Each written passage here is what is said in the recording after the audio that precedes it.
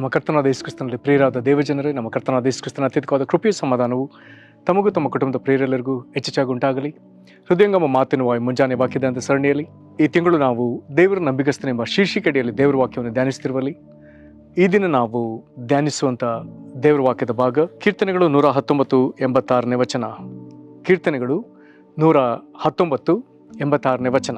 ನಿನ್ನ ಆಜ್ಞೆಗಳೆಲ್ಲ ಸ್ಥಿರವಾಗಿವೆ, ಅವರು ಮೋಸದಿಂದ ಹಿಂಸಿಸುತ್ತಾರೆ, ನನಗೆ ಸಹಾಯ ಮಾಡು. ಈ ವಾಕ್ಯವನ್ನು ಗ್ರಹಿಸೋದಕ್ಕೆ ನಾವು ಶಕ್ತರಾಗುವಂತೆ ದೇವರು ತಾನೇ ತನ್ನ ಆತ್ಮನ ಮೂಲಕ ನಮಗೆ ತನ್ನ ವಿಶೇಷವಾದ ಕೃಪೆಯನ್ನು ಸಾಮರ್ಥ್ಯವನ್ನು ಅನುಗ್ರಹಿಸಲಿ. ಕರ್ತನಲ್ಲಿ ಪ್ರೀತಿಯುಳ್ಳ ದೇವಜನರೇ, ನಾವು ಓದಿದ ಈ ವಾಕ್ಯ ಭಾಗದಲ್ಲಿ ನಿನ್ನ ಆಜ್ಞೆಗಳೆಲ್ಲ ಸ್ಥಿರವಾಗಿವೆ ಎನ್ನುವಂಥ ಈ ಕನ್ನಡದ ಭಾಷಾಂತರ, ಇದು ನಾವು ಬೇರೆ ಕೆಲವು ಭಾಷಾಂತರಗಳಿಗೆ ನಾವು ಹೋದರೆ, ಒಂದು ವೇಳೆ ಆಂಗ್ಲ ಭಾಷೆಯ ಒಂದು ಮಾತು ಹೀಗೆ ಬರೀತದೆ ಭಾಷಾಂತರ, all the commandments are faithful. ಹಾಗಾದರೆ ದೇವರ ಆಜ್ಞೆಗಳೆಲ್ಲ ಸ್ಥಿರವಾಗಿ ಎನ್ನುವಂಥ ಈ ಪದ, ದೇವರ ಆಜ್ಞೆಗಳೆಲ್ಲ ಅದು ನಂಬಿಗಸ್ತಿಕೆಯಿಂದ ತುಂಬಿವೆ ಎನ್ನುವಂಥ ಮಾತನ್ನ ಅಲ್ಲಿ ಅದು ವ್ಯಕ್ತಪಡಿಸ್ತಾ ಇದೆ. ಒಬ್ಬ ಮನುಷ್ಯನು ಹೃದಯದಲ್ಲಿ ನಂಬಿಗಸ್ತನಾಗಿದ್ದರೆ, ಅವನ ನಡತೆಯಲ್ಲಿ ನಂಬಿಗಸ್ತನಾಗಿದ್ದರೆ, ಅವನ ನುಡಿಗಳು ಸಹ ನಂಬಿಗಸ್ತಿಕೆಯ ನುಡಿಗಳೇ. ಹಾಗಾದರೆ ನಂಬಿಗಸ್ತನಾದ ದೇವರ ನುಡಿಗಳು ಸಹ ಅದು ನಂಬಿಗಸ್ತಿಕೆಯ ನುಡಿಗಳೇ ಎಂಬುದನ್ನು ದೃಢಪಡಿಸುವಂಥ ಸತ್ಯವೇದದ ಒಂದು ವಿಶೇಷವಾದ ವಚನ ಇದಾಗಿದೆ. ಇಲ್ಲಿ ಭಕ್ತನು ಈ ವಾಕ್ಯದಲ್ಲಿ ತನ್ನ ಕೋರಿಕೆಯನ್ನು ಮುಂದುವರಿಸ್ತಾ ಆತನು ಹೀಗೆ ಹೇಳ್ತಾನೆ, ಅವರು ಮೋಸದಿಂದ ಹಿಂಸಿಸುತ್ತಾರೆ, ನನಗೆ ಸಹಾಯ ಮಾಡು. ಈ ಕೀರ್ತನೆ 119:11 ಭಾಗದಲ್ಲಿ ನಾವಿದ್ದೇವೆ. ಕೀರ್ತನೆ 119:11 ಭಾಗ. ಈ 11 ಭಾಗದಲ್ಲಿರುವಂಥ 8 ವಚನಗಳು, ಪ್ರತಿ ವಚನಗಳು ಇಬ್ರಿಯ ಬೈಬಲ್ನಲ್ಲಿ ಅದು ಇಬ್ರಿಯ ಅಕ್ಷರ ಕ್ರಮದಲ್ಲಿ 11ನೇ ಅಕ್ಷರದಿಂದಲೇ ಅದು ಆರಂಭವಾಗ್ತದೆ. ಆ 11ನೇ ಅಕ್ಷರ ಅದು ಕಾಫ್ ಎಂಬುದಾಗಿ. ಅದರ ಅರ್ಥ, ಆ ಅಕ್ಷರದ ಅರ್ಥ ಹಸ್ತ ಅಥವಾ ತೆರೆದ ಹಸ್ತ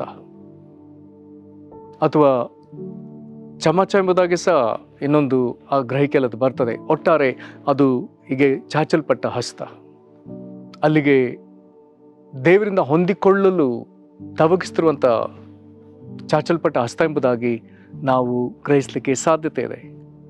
ಅದೇ ಪ್ರಕಾರ ಇಲ್ಲಿ ನಾವು ಈ 11ನೇ ಭಾಗದಲ್ಲಿ ಕೆಲವಾರು ಸಂಗತಿಗಳನ್ನ ನಾವು ಗಮನಿಸ್ತೇವೆ. ಅಲ್ಲಿ 81ನೇ ವಚನದಲ್ಲಿ ಭಕ್ತನ ಹೇಳ್ತಾನೆ, ಇಲ್ಲಿ ತಿರುಗಿ ನಾವು ಯೇಸು ಕ್ರಿಸ್ತನ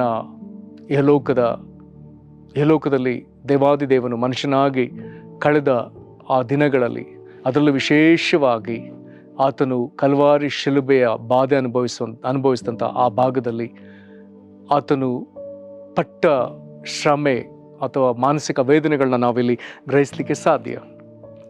ಇಲ್ಲಿ ಆತನು ದೇವರಿಂದ ನಿರೀಕ್ಷಿಸಿದಂಥ ಸಂಗತಿಗಳ ವಿಚಾರವನ್ನು ಹೇಳುವಾಗ 81ನೇ ವಚನದಲ್ಲಿ ಹೀಗೆ ಬರೀತಾನೆ, ನಿನ್ನ ರಕ್ಷಣೆ ಬಯಕೆಂದಲೇ ನನ್ನ ಮನವು ಬಲಗೊಂಡಿತ್ತು. ದೇವರು ನನ್ನನ್ನು ಈಗ ರಕ್ಷಿಸ್ತಾನೆ, ನಂತರ ರಕ್ಷಿಸ್ತಾನೆ, ಆಮೇಲೆ ರಕ್ಷಿಸ್ತಾನೆ, ಅಥವಾ ಇನ್ನು ಸ್ವಲ್ಪ ಹೊತ್ತಿನಲ್ಲಿ ರಕ್ಷಿಸ್ತಾನೆ ಎಂಬುದಾಗಿ ಹೀಗೆ ನಿರೀಕ್ಷಿಸ್ತಲೇ ಆ ಬಯಕೆಂದಲೇ ನಿನ್ನ ಮನಸ್ಸು ಬಲಗೊಂಡಿತು ಎಂಬುದಾಗಿ ಹೇಳ್ತಾನೆ. ಆದರೆ ನಮಗೆಲ್ಲ ಒಂದು ದೊಡ್ಡ ಪಾಠ ಇಲ್ಲಿದೆ. ನಾನು ನಿನ್ನ ವಾಕ್ಯದಲ್ಲೇ ನಿರೀಕ್ಷೆಯುಳ್ಳವನಾಗಿದ್ದೇನೆ. ಕಷ್ಟಗಳು ಬೆಳೀತಲೇ ಹೋಗ್ತಾ ಇದೆ, ಹೋರಾಟ, ಸಂಕಟಗಳು, ವೇದನೆಗಳು ಅವುಗಳು ಬೆಳೆಯುತ್ತಲೇ ಹೋಗ್ತಾ ಇದೆ. ಆದರೆ ಈತನ ನಿರೀಕ್ಷೆಲ್ಲವೂ ದೇವರ ವಾಕ್ಯದಲ್ಲಿ. ನಂತರದಲ್ಲಿ ಹೇಳ್ತಾನೆ, ನಿನ್ನ ನುಡಿಯನ್ನು ನೆರವೇರಿಸಿ ಯಾವಾಗ ನನ್ನನ್ನು ಸಂತೈಸುವಿ ಎಂಬುದಕ್ಕೋಸ್ಕರವೇ ನನ್ನ ದೃಷ್ಟಿ ಮಂದವಾಯಿತು. ಇಲ್ಲಿ ಬಲಗೊಂದಿತು, ಈಗ ದೃಷ್ಟಿ ಮಂದವಾಯಿತು ಎಂಬುದಾಗಿ ಹೇಳ್ತಾನೆ. ಹಾಗಾದರೆ ದೇವರು ನುಡಿದ ನುಡಿಗಳನ್ನು ಯಾವಾಗ ನೆರವೇರಿಸ್ತಾನೆ ಎಂಬುದಾಗಿಯೇ ದೇವರ ಸಂತೈಸುವಿಕೆಗಾಗಿ ಆತನು ಎದುರು ನೋಡ್ತಾನೆ. ಇದರಲ್ಲಿ ಅವನ ದೃಷ್ಟಿ ಮಂದವಾಯಿತು ಎಂಬುದಾಗಿ ಹೇಳ್ತಾನೆ. ನಂತರದಲ್ಲಿ ಒಂದು ವಿಚಿತ್ರವಾದ ಹೋಲಿಕೆಯನ್ನು ತನ್ನ ಕುರಿತಾಗಿ ಆತನು ಮಾಡಿಕೊಳ್ತಾನೆ. ಯೇಸು ಕ್ರಿಸ್ತನು ತನ್ನ ಕುರಿತಾಗಿ ಮಾಡಿಕೊಂಡ ಒಂದು ಹೋಲಿಕೆ ಏನಂತೆ, ಹೊಗೆಯಲ್ಲಿ ನೇತು ಹಾಕಿರುವ ಬುದ್ದಲಿಯಂತಿದ್ದೇನೆ, ಆದರೂ ನಿನ್ನ ನಿಬಂಧನೆಗಳನ್ನು ಮರೆಯಲಿಲ್ಲ. ಹೊಗೆಯಲ್ಲಿ ನೇತು ಹಾಕಿರುವ ಬುದ್ದಲಿ, ಒಂದು ವೇಳೆ ಆಗಿನ ಕಾಲದ ಮನೆಗಳು, ಬುದ್ದಲಿ ಚರ್ಮದ ಚೀಲ, ದ್ರಾಕ್ಷಾರಸವನ್ನು ಹುಯ್ದು ಗಟ್ಟಿಯಾಗಿ ಅದನ್ನು ಕಟ್ಟಿ, ಆ ದ್ರಾಕ್ಷಾರಸವು ಅದು ಒಳ್ಳೆಯ ವಿಧದಲ್ಲಿ, ಅಂದರೆ ಹಿರಿದಿನ ದ್ರಾಕ್ಷಾರಸವಾಗುವುದಕ್ಕಾಗಿ ಅನೇಕ ದಿವಸಗಳಲ್ಲಿ ಇಡ್ತಿದ್ದರು. ಒಂದು ವೇಳೆ ಹಾಗೆ ಇಡುವಾಗ, ಒಂದು ವೇಳೆ ಅದು ಅಡುಗೆ ಮನೆಯೋ ಅಥವಾ ಬೆಂಕಿ ಹೊಗೆ ಹಾಕುವ ಸ್ಥಳವಾಗಿರುವುದಾದರೆ, ಬೆಂಕಿಯ ಹೊಗೆ ಅದು ಏರಿ ಅನುದಿನ ಹೋಗುವಾಗ ಅಲ್ಲಿ ನೇತು ಹಾಕಿರುವ ಬುದ್ದಲಿ ಅದು ಯಾವ ವಿಧಕ್ಕೆ ಅದು ದಿನದಿಂದ ದಿನಕ್ಕೆ ಬೇರೆ ಬೇರೆ ರೀತಿಯಲ್ಲಿ ಅದು ಮಾರ್ಪಾಟಾಗ್ತಾ ಹೋಗ್ತದೋ ಅಥವಾ ಹಳೇದಾಗ್ತಾ ಹೋಗ್ತದೋ, ಆ ವಿಧದಲ್ಲಿ ಯೇಸು ಕ್ರಿಸ್ತನ್ ನಾನು ಈ ರೀತಿ ಇದ್ದೇನೆ ಎಂಬುದಾಗಿ ಹೇಳ್ತಾನೆ. ಹೊಗೆಯಲ್ಲಿ ನೇತು ಹಾಕಿರುವ ಬುದ್ಧಲಿ ಅಂತಿದ್ದೇನೆ, ಆದರೂ ನಿನ್ನ ನಿಬಂಧನೆಯನ್ನು ಮರೀಲಿಲ್ಲ. ಹಾಗಾದರೆ ಈ ರೀತಿ ವೇದನೆಯಲ್ಲಿ ಇರುವಾಗಲೂ ನಿನ್ನ ವಾಕ್ಯವನ್ನು ಮರೀಲಿಲ್ಲ. ಅದೋನಿರಾಮ್ ಜಡ್ಸನ್ ಎನ್ನುವಂಥ ಒಬ್ಬ ಪ್ರಬಲವಾದ ದೇವರ ಸೇವಕರು, ಅವರು ಬರ್ಮಾ ದೇಶ ಅಂದರೆ ಈಗಿನ ಮಯನ್ಮಾರ್ ದೇಶದಲ್ಲಿ ಬಂದು ಪ್ರಬಲವಾಗಿ ದೇವರ ಸೇವೆಯನ್ನು ಮಾಡಿದವರು. ಅವರು ಪಾಲಿ ಭಾಷೆಯನ್ನು ಕಲಿತು ಆರಂಭದ ದಿನದಿಂದಲೇ ಅದರ ಅರ್ಧಕೋಶವನ್ನು ಬರೆಯುತ್ತಾ, ಅಂದರೆ ಡಿಕ್ಷನರಿಯನ್ನು ಬರೆಯುವುದಕ್ಕೆ ಆರಂಭಿಸ್ತಾ, ನಂತರದಲ್ಲಿ ಅವರು ಬೈಬಲ್ ಭಾಷಾಂತರವನ್ನು ಆರಂಭಿಸ್ತಾರೆ. ಅವರು ವಿದೇಶಿಯವರು ಅಥವಾ ಆಂಗ್ಲರಾಗಿದ್ದರಿಂದ ಆಂಗ್ಲರಿಗೂ ಬರ್ಮಿಯರಿಗೂ ನಡುವೆ ಇದ್ದ ಸಂಘರ್ಷ, ಆಗ ಇವರ ಮೇಲೆ ಅನುಮಾನಪಟ್ಟು ಬರ್ಮಾ ದೇಶದ ಅರಸ ಇವರನ್ನು ಸೆರೆಮನೆಯಲ್ಲಿ ಹಾಕ್ತಾನೆ. ಈತನ ಅನುದಿನವೂ ಸೆರೆಮನೆಯಲ್ಲಿ ಯಾವ ರೀತಿ ಇದ್ದ ಎಂಬುದಾಗಿ ಹೇಳಿದ್ರೆ, ಈತನ ಕೈ ಮತ್ತು ಕಾಲು ಎರಡನ್ನ ಕಟ್ಟಿ ಅದನ್ನು ಹಾಗೆ 4 ಕೈ ಎರಡು ಕಾಲುಗಳನ್ನ ಕಟ್ಟಿ ಹೀಗೆ ಆತನನ್ನು ನೇತಾಕ್ತಿದ್ರು. ಆತನು ಹಗಲು ರಾತ್ರಿ 2 ಕೈಗಳ ಮೇಲೆ 2 ಕಾಲುಗಳ ಮೇಲೆ, ತಲೆ ದೇಹವೆಲ್ಲ ಕೆಳಗೆ, ಹೀಗೆ ಹಗಲು ರಾತ್ರಿ ಆತನು ನೇತಾಡಬೇಕು. ಆದರೂ ಆತನು ದೇವರ ಪ್ರಾರ್ಥನೆಯನ್ನು, ದೇವರ ವಾಕ್ಯವನ್ನು ಧ್ಯಾನಿಸುವುದನ್ನು ಆತನು ಬಿಡಲೇ ಇಲ್ಲ. ಆದರೆ ಆತನ ಚಿಂತೆ ತಾನು ಭಾಷಾಂತರ ಮಾಡಿಟ್ಟ ಸತ್ಯವೇದದ ಪ್ರತಿ ಪಾಲಿ ಭಾಷೆಯಲ್ಲಿ ಆತನು ಭಾಷಾಂತರ ಮಾಡಿದ್ದು ಅದು ಏನಾಗ್ತದೋ ಏನೋ. ಈತನ ಸಂಧಿಸಲಿಕ್ಕೆ ಪ್ರತಿದಿನ ಆತನ ಹೆಂಡತಿ ಸೆರೆಮನೆಗೆ ಬರ್ತಿದ್ಲು.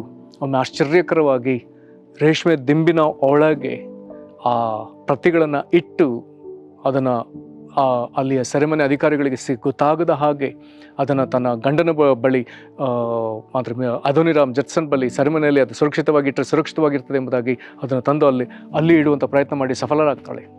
ಅದರ ಆ ದಿಂಬಿನ ಕತೆ ಬಹಳ ರೋಮಾಂಚನಕಾರಿಯಾದಂಥ ಒಂದು ಸಂಗತಿ.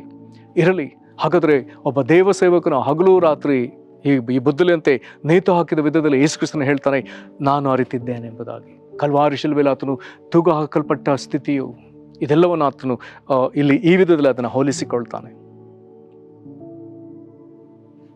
ಇದನ್ನು ಹೇಳ್ತಾ ಬರುವಾಗ ಆತನು 86ನೇ ವಚನಕ್ಕೆ ಬರುವಾಗ ದೇವರ ವಾಕ್ಯ ನಂಬಿಗಸ್ತಿಕೆ. ಹಾಗಾದರೆ ದೇವರು ನಾನೀಗ ಹಿಂಸೆಗೆ ಹೋದರೂ ಆತನು ನಾನು ತಿರುಗಿ ಮಹಿಮೇಲೆ ಎಬ್ಬಿಸ್ತಾನೆ, ಮಹಿಮಾ ಪದವಿಗೆ ಸೇರಿಸ್ತಾನೆ ಅನ್ನುವಂಥ ಆ ನಂಬಿಗಸ್ತಿಕೆ ಮಾತುಗಳನ್ನ ಆತನು ನಂಬ್ತಾನೆ.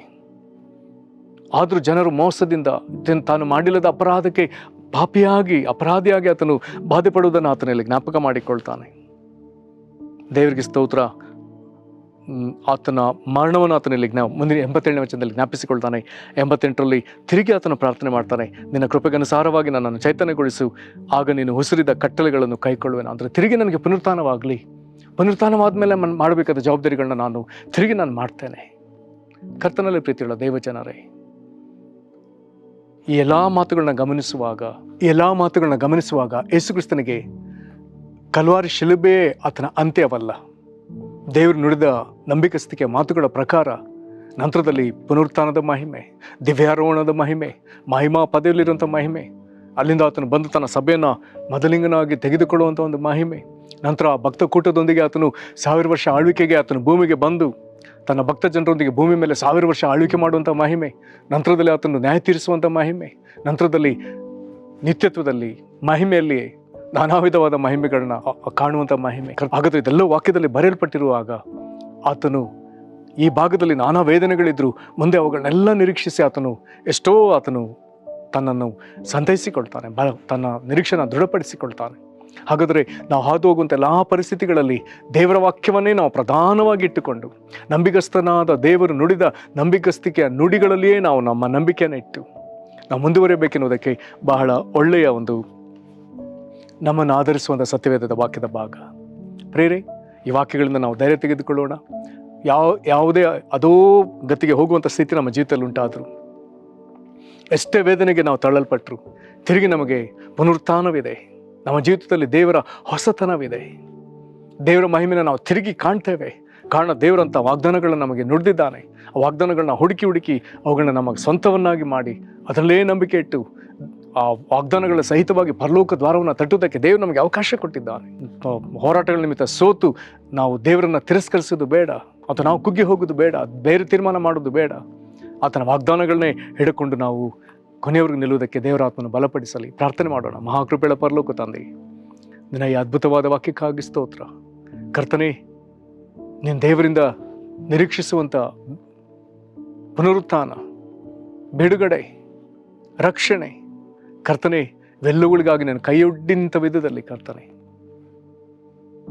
ಇಬ್ರಿಯ ಅಕ್ಷರ ಕ್ರಮಕ್ಕೆ ಅನುಸಾರವಾಗಿ ಧರೆಯಲ್ಪಟ್ಟ ಹಸ್ತದೊಂದಿಗೆ ನಿರೀಕ್ಷಿಸುವ ವಿಧದಲ್ಲಿ ಕರ್ತನೆ, ನಿನ್ನ ದೇವರಿಂದ ರಕ್ಷಣೆಯನ್ನು, ವಿಮೋಚನೆ, ಜಯವನ್ನು, ನವಚೈತನ್ಯವನ್ನು ನೀನು ಅಪೇಕ್ಷಿಸಿದ ವಿಧದಲ್ಲಿ ಕರ್ತನೆ, ಇದೆಲ್ಲವನ್ನು ನೀನು ದೇವರ ವಾಕ್ಯದ ಮೇಲೆ ಆತುಕೊಂಡೇ ನೀನು ಮಾಡಿದ್ದರಿಂದ ಕರ್ತನೆ, ನಾವು ನಮ್ಮ ಜೀವಿತದಲ್ಲಿ ನಿನ್ನ ವಾಕ್ಯವನ್ನು ಅಧಿಕವಾಗಿ ಆತುಕೊಳ್ಳುವುದಕ್ಕೆ ನಮ್ಮನ್ನು ಒಪ್ಪಿಸಿಕೊಡುತ್ತೇವೆ. ನೀನು ನಮ್ಮನ್ನು ಬಲಪಡಿಸು. ನಿನ್ನ ವಾಕ್ಯಗಳು ನಮಗೆ ಜೀವಂತವಾಗಿ ನಮಗೆ ದೊರಕಲಿ, ಅದು ನಮ್ಮ ಜೀವಿತದಲ್ಲಿ ಕಾರ್ಯ ಮಾಡಲಿ.